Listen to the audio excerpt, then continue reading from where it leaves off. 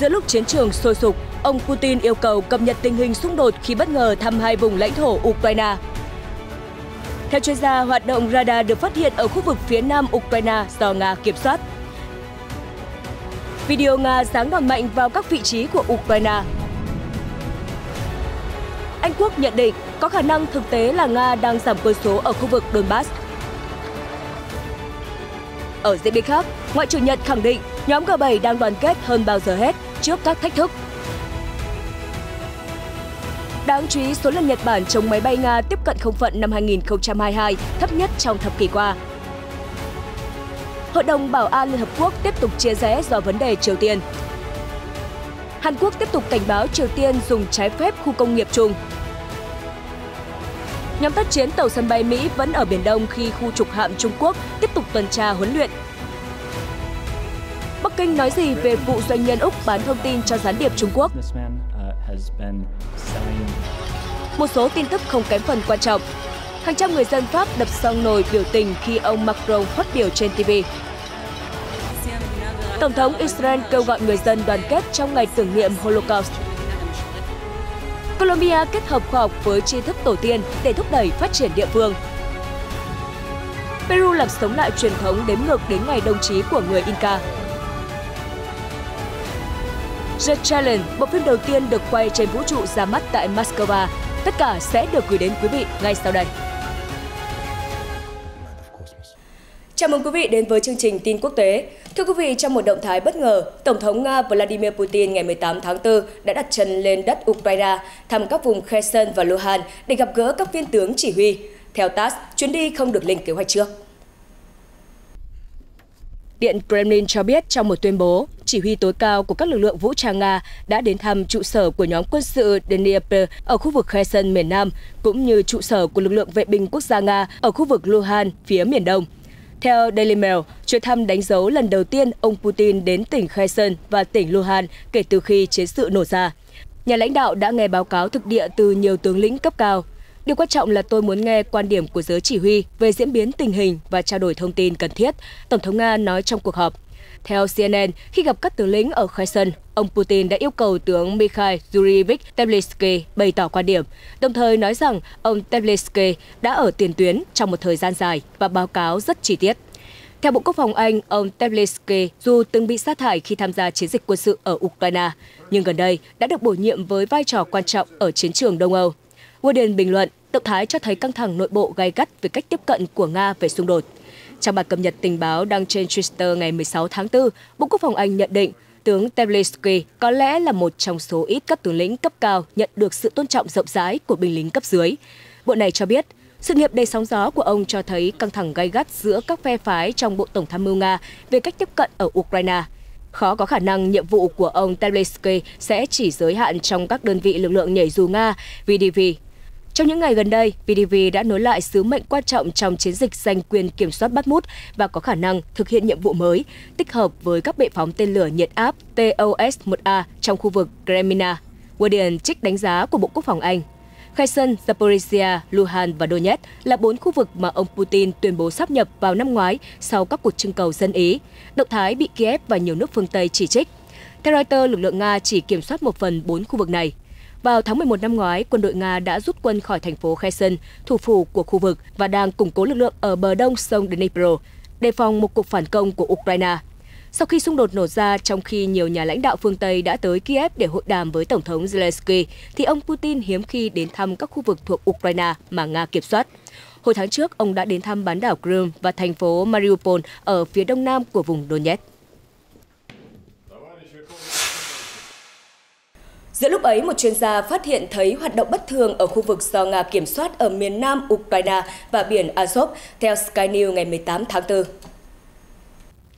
Sky News dẫn lời nhà phân tích Brady Apfik từ Viện Doanh nghiệp Mỹ báo cáo, hoạt động của radar đã được phát hiện trên các khu vực phía nam Ukraine do Nga kiểm soát và biển Azov. Ông nói thêm rằng radar có thể nhìn thấy trong hình ảnh radar khẩu độ tổng hợp SAR có thể là dấu hiệu của sự can thiệp của các hệ thống phòng không Nga. Các vệ tinh SAR hoạt động bằng cách phát ra các xung sóng vô tuyến và đo lượng tín hiệu bị phản xạ trở lại, tương tự như cách một con dơi sử dụng sonar trong bóng tối. Cũng nói về giao tranh ở Ukraine, một video được công bố gần đây cho thấy các lực lượng Nga đã giáng một đòn mạnh vào các vị trí của lực lượng vũ trang Ukraine trên hướng chiến sự Kupian. Đoạn video về cuộc tấn công đã xuất hiện trên kênh Telegram các phóng viên quân sự của mùa xuân Nga, theo Pravda. Đoạn video cho thấy một vụ nổ lớn bên bờ sông và cột khói bốc lên trời. Một số vụ nổ khác diễn ra vài giây sau đó. Trước đó, lực lượng vũ trang Nga đã phóng tên lửa Kisan tấn công các mục tiêu quân sự ở khu vực Lviv. Tên lửa đã tấn công bunker sở chỉ huy dự bị của quân khu Kabatian cũ ở độ sâu khoảng 100 mét. Tiếp tục chương trình là một nhận định của Vương quốc Anh về xung đột ở Đông Âu. Sky News ngày 18 tháng 4 trích dẫn báo cáo của Bộ Quốc phòng Anh cho biết có khả năng thực tế là Nga đang giảm quân số ở khu vực Donbass, miền đông Ukraine. Trong báo cáo tình báo mới nhất, London nhận định, trong khi giao tranh ác liệt vẫn tiếp tục dọc theo tiền tuyến Donbass, các hoạt động tấn công đang suy giảm xung quanh thành phố Donetsk. Giữa lúc ấy, tại pháo đài Bakhmut, quân đội Nga và lực lượng lính đánh thuê Wagner đang dần có những bước tiến. Theo Bộ Quốc phòng Anh, đối với cả Nga và Ukraine, việc rút quân của các đơn vị quanh Bakhmut đã trở thành một câu hỏi then chốt, với việc Ukraine muốn giải phóng lực lượng tấn công, còn Nga có thể muốn tái xây dựng lực lượng dự bị tác chiến. Nói về quan hệ trắc trở giữa Nga và Mỹ, cựu phi hành gia Frank Kuberston gần đây đã nói với Sputnik rằng hai ông lớn có thể quay lại và cải thiện mối quan hệ bằng cách hợp tác trong không gian. Ông đồng thời nhấn mạnh việc liên lạc với Nga trong năm qua rất khó khăn. Ông Kuberston đã hoàn thành 3 chuyến bay vào vũ trụ và trải qua hơn 146 ngày trong không gian. Ông nói, tôi hy vọng hai nước có thể cải thiện mối quan hệ trong tương lai, bởi vì những người làm việc trong lĩnh vực không gian đều tin tưởng và quý mến nhau. Ông cũng hy vọng hai nước sẽ tiếp tục các hoạt động hợp tác trong không gian. Cựu phi hành gia tin rằng những người làm việc trong lĩnh vực này đều gạt chính trị sang một bên và cùng nhau thực hiện những chuyến bay trong không gian an toàn. Theo ông, Nga và Mỹ đang làm việc để giữ cho thông tin liên lạc hoạt động bất chấp nhiều hạn chế. Nga và Mỹ vẫn tiếp tục hợp tác trong lĩnh vực không gian bất chấp lệnh trừng phạt đối với Moscow do xung đột Ukraine. Đầu tháng 3, một tàu vũ trụ SpaceX Crew Dragon chở nhóm phi hành đoàn Crew 5, bao gồm cả nhà du hành vũ trụ người Nga Anna Kikina, đã đáp xuống thành công ở Florida sau 157 ngày trong không gian.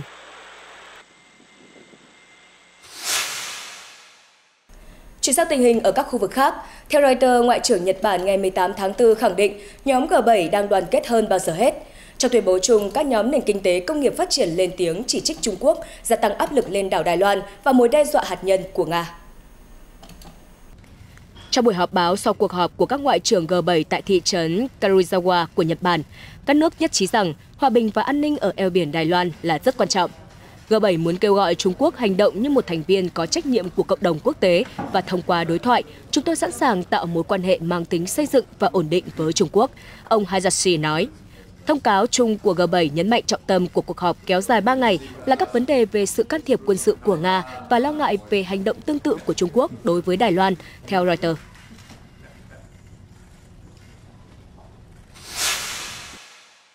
Tiếp tục là tin tức liên quan đến khu vực châu Á. Lực lượng phòng vệ trên không Nhật Bản ASDF cho biết, trong năm qua, số lần máy bay nước này xuất kích chống lại các tiêm kích Nga đã giảm xuống mức thấp nhất trong vòng một thập kỷ.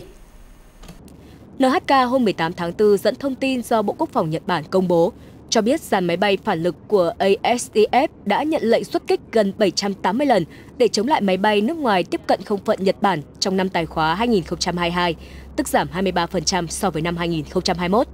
Trong đó, các cuộc xuất kích chống lại máy bay Trung Quốc xảy ra 575 lần, chiếm 74%.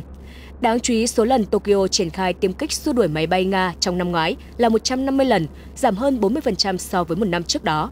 Quan chức thuộc Bộ Quốc phòng Nhật nói rằng, không chắc sự sụt giảm các hoạt động gần Nhật Bản nói trên có phải là do Nga đang tập trung vào chiến sự ở Ukraine hay không.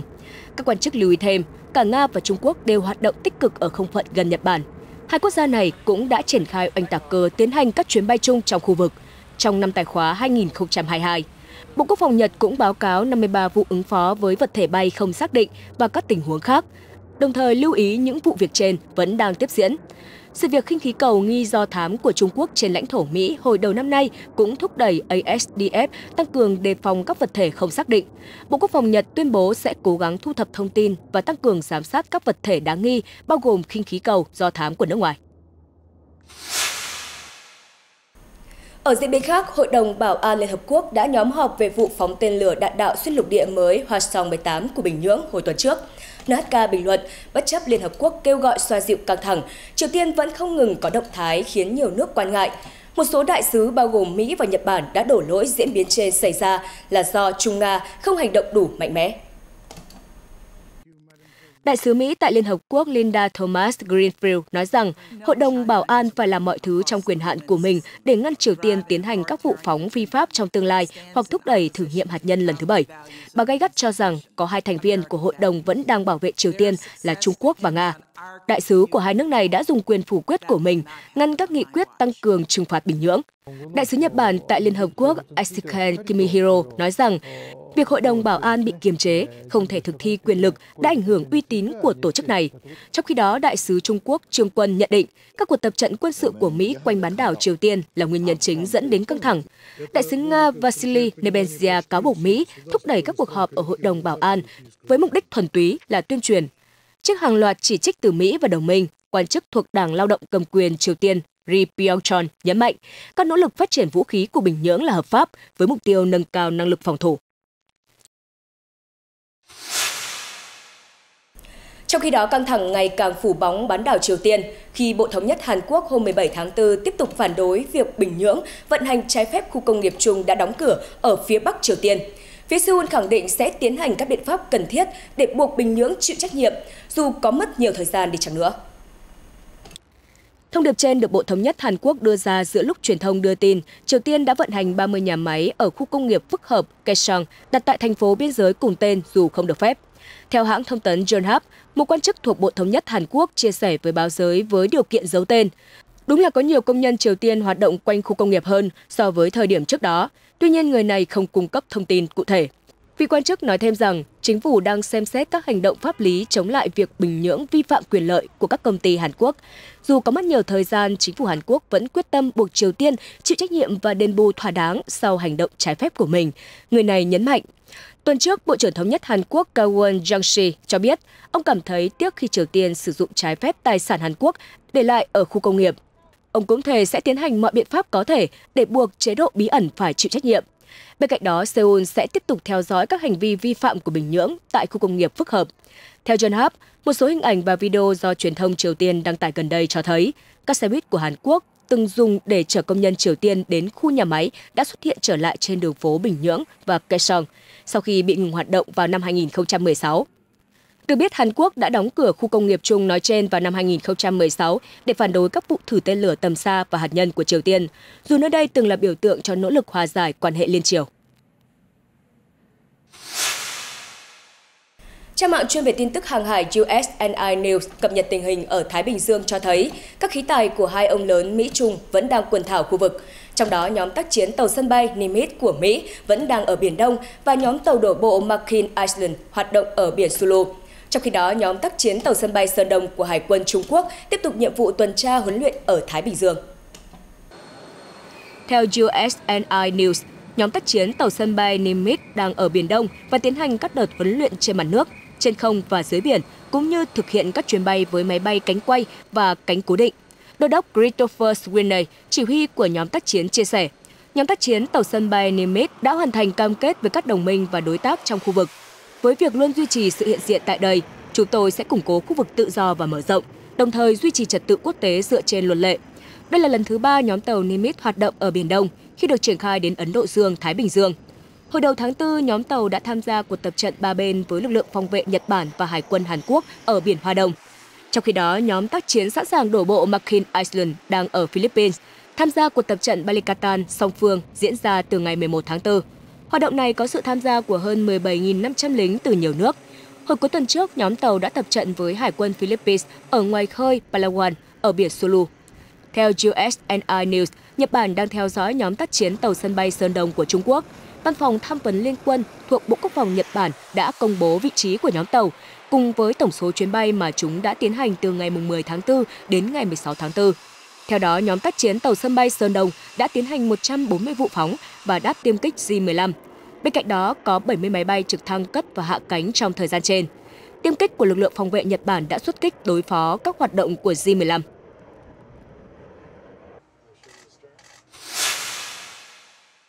Ở diễn biến khác, Bộ Ngoại giao Trung Quốc hôm 17 tháng 4 cho biết nước này không rõ về trường hợp một người đàn ông Úc bị tòa án ở Sydney phạt tù do có hành vi hỗ trợ sự can thiệp nước ngoài.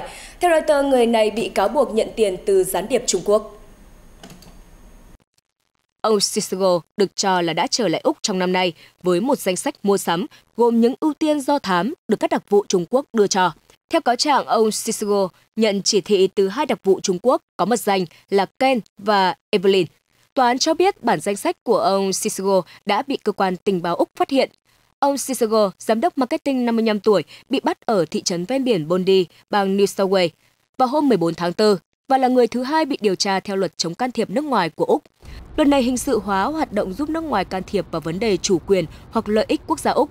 Nếu bị kết tội, bị cáo có thể lãnh án tù tối đa 15 năm. Ông Cicero đến nay vẫn phủ nhận tội danh. Tòa án Sydney cho biết ông ta thực sự liều lĩnh khi có quan hệ thân thiết với Trung Quốc. Trong cuộc họp báo thường kỳ, một phóng viên đã đặt câu hỏi cho phát ngôn viên Bộ Ngoại giao Trung Quốc Uông Văn Bân rằng cảnh sát Úc cho biết một doanh nhân của nước này đã bán thông tin liên quan đến mỏ lithium cho hai gián điệp người Trung Quốc.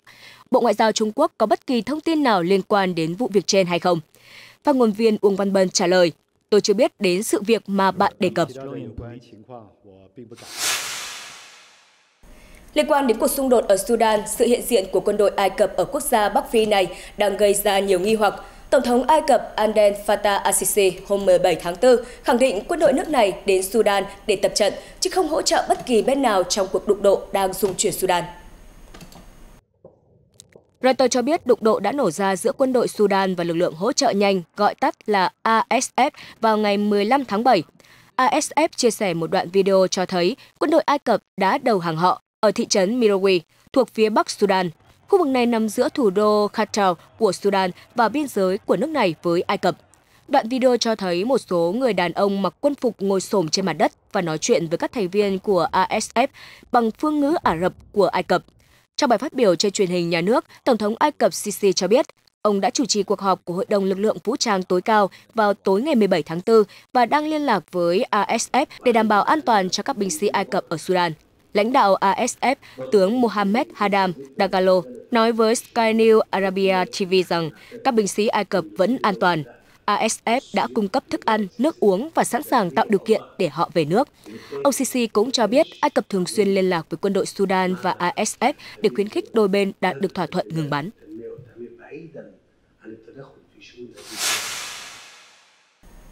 Thưa quý vị, thời gian qua liên tiếp nhiều quốc gia đưa ra lệnh cấm nông sản Ukraine. Mới đây, Bộ trưởng Nông nghiệp Slovakia Samuel Vican ngày 17 tháng 4 thông báo nước này đã cấm nhập khẩu một số loại ngũ cốc và các sản phẩm nông nghiệp từ Ukraine. Tuy nhiên, quốc gia châu Âu sẽ mở cửa biên giới để Ukraine chuyển lô hàng sang các thị trường thứ ba. Trong một cuộc họp báo, ông Vican nói rằng các hạn chế tương tự của Ba Lan đã dẫn đến lệnh cấm này. Ông nói đó là một biện pháp bảo vệ ngành nông sản thực phẩm của Slovakia và chủ yếu là sức khỏe của người tiêu dùng. Vào tuần trước, Slovakia đã cấm phân phối một lô ngũ cốc của Ukraine sau khi phát hiện lượng thuốc trừ sâu cao hơn mức cho phép. Chính phủ Slovakia cho biết nước này sẽ tiếp tục cho phép Ukraine quá cảnh ngũ cốc và các sản phẩm khác theo sáng kiến của EU nhằm hỗ trợ các hoạt động xuất khẩu của Ukraine. Theo Bộ trưởng Vican, Slovakia đang thúc đẩy thành lập một cơ chế châu Âu để mua các sản phẩm của Ukraine tại Ukraine và vận chuyển chúng ra bên ngoài Liên minh châu Âu. Chuyển sang một số tin tức xã hội kinh tế đáng quan tâm. Theo Reuters, tối ngày 17 tháng 4, nhiều người dân Pháp đã tập trung bên ngoài tòa thị chính quận 10 để bày tỏ phản đối luật về tuổi hưu mới giữa lúc Tổng thống Emmanuel Macron đang có bài phát biểu trên truyền hình quốc gia. Hình ảnh Reuters cho thấy hàng trăm người biểu tình hô vang các khẩu hiệu phản đối ông Macron trong khi không ngừng đập xoong nổi. Cuộc biểu tình kéo dài chưa đầy 1 giờ. Nhà lãnh đạo Pháp đã có bài phát biểu trước toàn quốc 2 ngày sau khi ông ký ban hành luật tăng tuổi nghỉ hưu thêm 2 năm lên 64. Trong bài phát biểu của mình, ông Macron đã tự cho mình 100 ngày để hàn gắn đất nước sau làn sóng biểu tình của người dân, đồng thời yêu cầu chính phủ mở cuộc đàm phán với các công đoàn về các vấn đề. Cũng trong ngày 17 tháng 4, Tổng thống Israel Isaac Herzog kêu gọi người dân cả nước đoàn kết trong ngày kỷ niệm Holocaust hàng năm của Israel, trong bối cảnh quốc gia Trung Đông vẫn chia rẽ sâu sắc về kế hoạch cải cách tư pháp của chính phủ cánh hữu. Văn phòng Tổng thống đã tham gia vào cuộc đàm phán giữa các thành viên đối lập Israel để thương lượng với Liên minh cầm quyền về những thay đổi tư pháp dự kiến sẽ tước đi rất nhiều quyền lực của Tòa án tối cao của Israel. Những đề xuất này sẽ cho phép chính phủ kiểm soát việc bổ nhiệm các thẩm phán Tòa án tối cao và cho phép nghị viện phủ quyết nhiều quyết định của tòa án. Nhưng kế hoạch cũng gây ra một trong những cuộc khủng hoảng trong nước lớn nhất của Israel trong lịch sử gần đây. Chính phủ cáo buộc các thẩm phán ngày càng chiếm đoạt vai trò của nghị viện, đồng thời cho rằng việc cải cách tư pháp là cần thiết để khôi phục sự cân bằng đúng đắn giữa tư pháp và các chính trị gia được bầu cử. Tuy nhiên, những người phản đối tuyên bố việc thực hiện cải cách này sẽ loại bỏ một số phương tiện kiểm soát và cân bằng cơ bản của một nhà nước dân chủ và trao thêm quyền lực cho chính phủ. Theo Thủ tướng Israel Benjamin Netanyahu, các thay đổi là cần thiết để kiềm chế các thẩm phán can thiệp vào việc quyết định chính trị. Ông hiện đang đối mặt với các cáo buộc tham nhũng, dù ông một mực bác bỏ.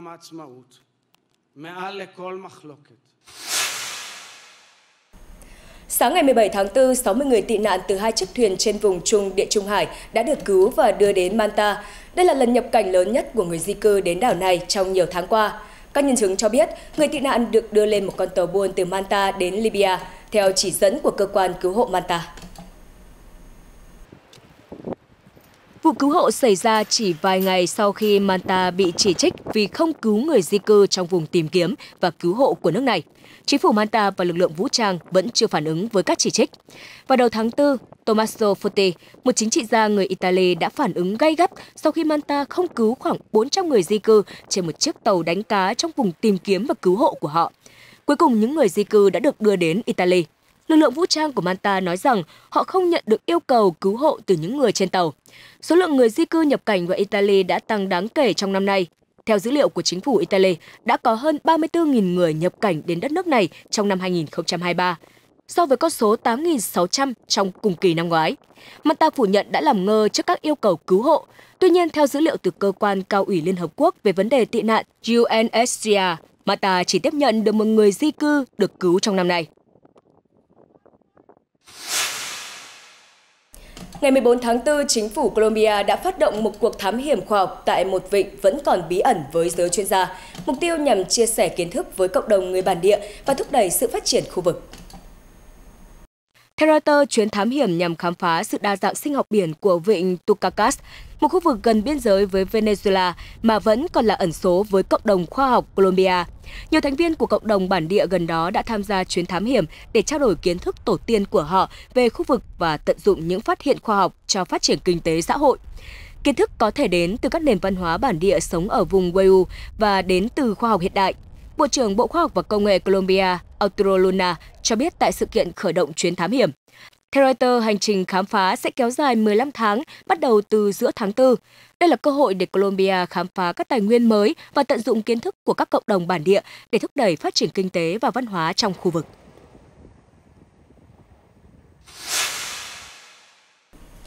Vào ngày 14 tháng 4 vừa qua, tại thủ đô Lima của Peru đã diễn ra lễ kỷ niệm nguồn gốc từ thời Inca nhằm chuẩn bị cho lễ hội mặt trời trong mùa đông. Khoảng 100 nghệ sĩ đã tham gia biểu diễn nghi lễ Huicalina tại di tích khảo cổ Huaca Hulana, một địa điểm có niên đại từ thế kỷ thứ 3 sau công nguyên. Các nghệ sĩ đã biểu diễn các bài hát và vũ điệu truyền thống để tôn vinh ngày lễ Inti Raymi. Ngày hội mặt trời được tổ chức hàng năm vào tháng 6 tại thành phố Cusco. Chúng tôi chào đón và mời tất cả các anh em ở Peru và trên thế giới đến tham gia lễ hội Inti Raymi, ngày hội mặt trời vĩ đại, thị trưởng Cusco Luis Pantoja nói. Inti Raymi được biết đến là nghi lễ quan trọng nhất của người Inca. Tuy nhiên, vào năm 1572, Phó vương Tây Ban Nha Francisco de Toledo đã cấm nghi lễ này, cho rằng đây là một nghi lễ nguyên thủy chống lại Công giáo. Ngày nay, đây là một lễ hội quốc gia quan trọng tại Peru, được tái hiện sau hơn 80 năm. Sự kiện này giúp cho du khách hiểu hơn về lịch sử và truyền thống văn hóa của đất nước này. Ngày 17 tháng 4, đoàn làm phim người Nga vừa tổ chức họp báo ra mắt The Challenge, bộ phim điện ảnh đầu tiên được quay trên vũ trụ. Nhờ những cảnh quay tại trạm vũ trụ quốc tế, nhà sản xuất Konstantin Ern cho biết khán giả có thể tận hưởng trải nghiệm trong không gian với chi phí chỉ bằng một vé xe phim. Đây là cơ hội duy nhất để bay vào không gian với chi phí chỉ 200 rúp, tương đương 2,5 đô la. Nhà sản xuất tuyên bố tại sự kiện ra mắt phim. Vadim Vereshchagin, CEO của công ty chịu trách nhiệm sản xuất bộ phim nói rằng The Challenge sẽ được công chiếu trên khắp nước Nga, thậm chí tại các vùng lãnh thổ mà Nga tuyên bố chủ quyền ở Ukraine và Siberia. Thời gian công chiếu vào ngày 20 tháng 4. Theo ông, hiện công ty đang đàm phán với Trung Quốc. Bộ phim Nga có tựa đề The Challenge, nghĩa là thử thách. Bộ phim xoáy sâu vào câu chuyện của một bác sĩ được yêu cầu lên trạm vũ trụ để làm nhiệm vụ. Nhân vật do nữ diễn viên Julia Breslin thủ vai. Nhà du hành vũ trụ người Nga Anton Skablerov chia sẻ, điều khó khăn nhất trong trải nghiệm này là chuyển sang vai trò diễn viên. Ông cảm ơn đạo diễn Klim Speko và Pririsin đã hết lòng giải thích về vai diễn, cũng như tiết lộ cho phi hành gia các mẹo diễn xuất.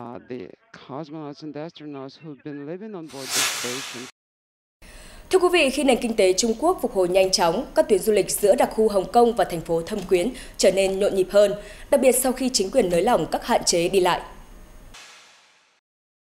Theo đài CCTV Trung Quốc, Hồng Kông luôn là điểm đến mua sắm và ăn uống hấp dẫn, và người dân xứ Cảng Thơm đang ngày càng quan tâm đến việc khám phá các thành phố trong vùng Đại Vịnh Quảng Đông, Hồng Kông, Macau. Dữ liệu từ Sở Di trú Hồng Kông cho thấy 1,8 triệu lượt khách đã đến Thâm Quyến từ ngày 22 tháng 3 đến ngày 4 tháng 4, đều là cư dân Hồng Kông. Việc tham quan tất cả các thành phố trong vùng Đại Vịnh thuận tiện hơn nhiều cho mọi người từ Hồng Kông. Tôi muốn khám phá một số địa điểm gần cảng Thâm Quyến hoặc các điểm du lịch khác trước khi trở về. Jisijang, du khách đến từ Hồng Kông, cho biết. Jacques Leung, một du khách Hồng Kông khác, cho biết đồ ăn ở Thâm Quyến rất ngon và rẻ. Vì vậy, cuối tuần này chúng tôi đưa lũ trẻ đến chơi và ăn tối ở đó. Cảng Luohu là sự lựa chọn phổ biến nhất cho người dân đi lại giữa Thâm Quyến và Hồng Kông, và các doanh nghiệp bán lẻ và dịch vụ xung quanh cảng đang bùng nổ. Wu Jiangrong, giám đốc kỹ thuật của IM Beauty Shop cho biết, lượng khách cuối tuần tăng vọt gấp 1 đến 2 lần so với các ngày trong tuần. Các nhà hàng ở Thâm Quyến cũng nhộn nhịp thực khách thưởng thức đủ các loại món ăn lạ miệng. Sau khi giao thông được nối lại vào tháng 2, chúng tôi lại được nghe giọng nói quen thuộc của người dân Hồng Kông. Đó là lúc chúng tôi biết rằng du khách Hồng Kông đang quay trở lại. Lượng khách đến cửa hàng của chúng tôi đã phục hồi khoảng 80%. Chen Zurong, quản lý của Green Tea Restaurant Đông Man Brand cho biết.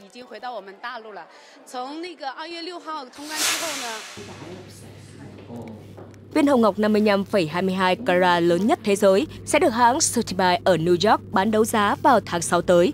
Dự kiến mức giá có thể lên tới hơn 30 triệu đô la Mỹ, phá kỷ lục về viên hồng ngọc đắt nhất từng được đấu giá trên toàn thế giới. Sau đây mời quý vị sẽ cùng chiêm ngưỡng vẻ đẹp của viên đá quý đặc biệt này. Ngày 17 tháng 4 vừa qua, hãng Sotheby's đã tổ chức trưng bày viên đá quý ở Hồng Kông, Trung Quốc. Junie Kim, chuyên gia trang sức ở Sotheby's Hồng Kông cho biết, viên hồng ngọc có tên Estrella di Fra này được khai thác ở Mozambique. Đây cũng là một trong những nguồn mới và ngày càng phổ biến mà chúng tôi tìm kiếm hồng ngọc hiện nay. Bên cạnh những viên đá cổ điển và truyền thống đến từ Myanmar, chuyên gia Kim nói, kỷ lục về viên hồng ngọc đắt nhất từng được bán thuộc về viên đá quý có tên Sunrise Ruby, 25,59 carat. Viên đá từ Myanmar đã được chốt giá 30,3 triệu đô la Mỹ tại sự kiện ở Sotheby's Geneva vào tháng 5 năm 2015. Sau khi được trưng bày tại Hồng Kông, viên hồng ngọc Estrella di Fra sẽ tiếp tục được trưng bày tại Trung Quốc đại lục, Singapore, Geneva và Dubai trước khi được bán đấu giá tại New York vào ngày 8 tháng 6.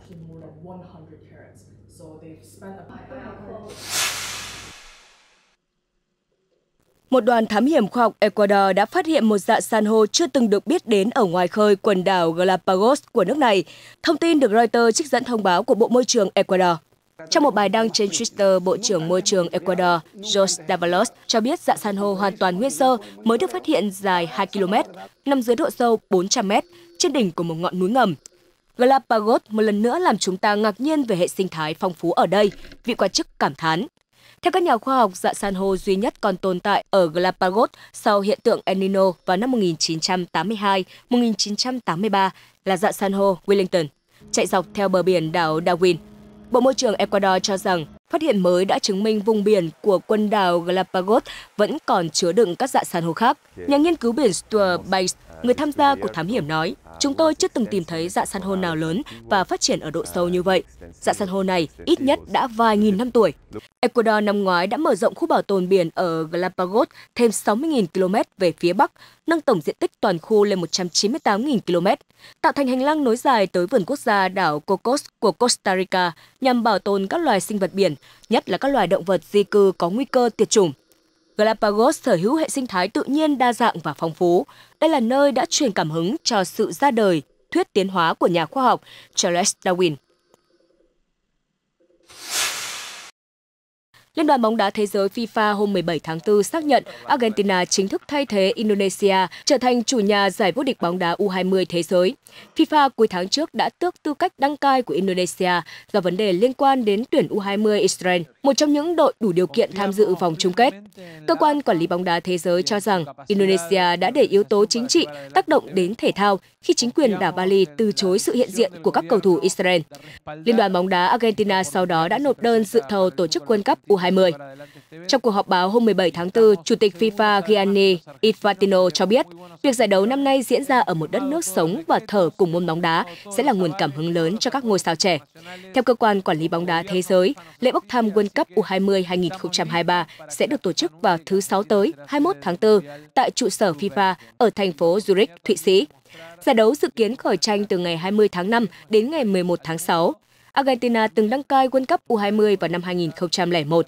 Hiện quốc gia này đang cùng Uruguay, Chile và Paraguay nộp đơn dự thầu tổ chức vòng chung kết World Cup 2030. Thông tin vừa rồi cũng đã khép lại chương trình tin quốc tế. Xin cảm ơn quý vị và các bạn đã quan tâm theo dõi. Xin kính chào tạm biệt và hẹn gặp lại.